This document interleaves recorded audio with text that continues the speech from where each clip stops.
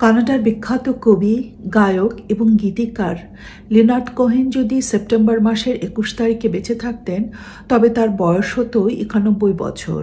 লিনার্ড Cohen জন্মগ্রহণ করেন ১৯৩৪ সালে এবং ২০১৬ সালে তিনি মারা যান। লিনার্ড কোহেনের মৃত্যুর পর ২০২২ সালে দ্য আর্ট গ্যালারি অফ অন্টারিওতে আয়োজন করা হয় একটি বিশেষ প্রদর্শনীর।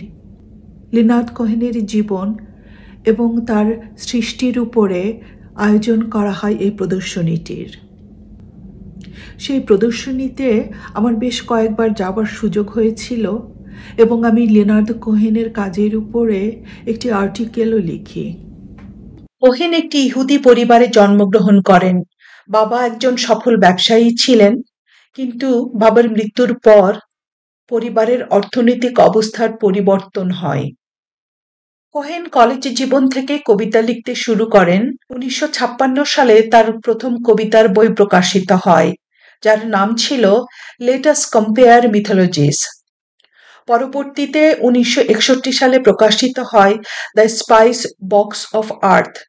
এই বইটি তাকে কানাডায় খ্যাতি এনে দেয়।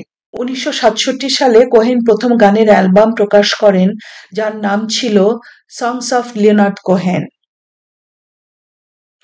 কোহেনের গানের কণ্ঠস্বর অত্যন্ত গম্ভীর এবং গভীর, যাকে ফোক রক স্টাইল বলা হয়। কোহেনের লেখনীতে তার গভীর দার্শনিক চিন্তাভাবনার প্রমাণ মেলে। কোহেনের সুর এবং শব্দে একই সঙ্গে একজন প্রেমিক এবং একজন দার্শনিকের পরিচয় পাওয়া যায়। কোহেনের কাজে বুদ্ধ দর্শনের প্রভাব পাওয়া যায়। কোহেনের কাজ বিশ্বব্যাপী লক্ষ লক্ষ মানুষকে প্রভাবিত করেছে। কোহেনকে কানাডার সবথেকে প্রিয় কণ্ঠস্বর বলে অভিহিত করা হয়। কোহেন তার জীবদ্দশায় অসংখ্য পুরস্কার লাভ করেছেন।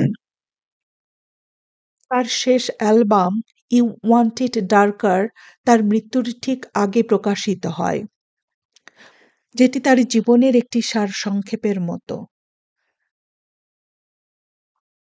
১৯৯১ সালে কোহেনকে কানাডার সর্বোচ্চ সম্মান companion of the order of Canada প্রদান করা হয়। তিনি ২০১০ সালে গ্র্যামি লাইফটাইম অ্যাচিভমেন্ট অ্যাওয়ার্ড লাভ করেন। কোহেনের সৃষ্টি এখনও সারা বিশ্বে মানুষকে অনুপ্রাণিত করে, বিশেষ করে যারা গান এবং কবিতার মাঝে গভীরতা খোঁজেন।